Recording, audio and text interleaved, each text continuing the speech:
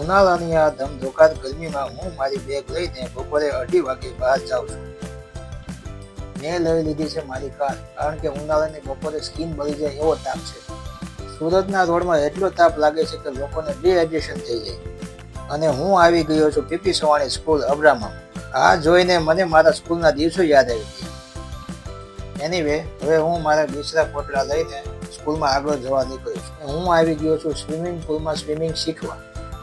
તો આ રહ્યો મારો સ્વિમિંગ પુલ. અને આ પિન્ટુભાઈ જે મારા કોચ છે, તે બહુ સારી સ્વિમિંગની પ્રેક્ટિસ કરાવે છે.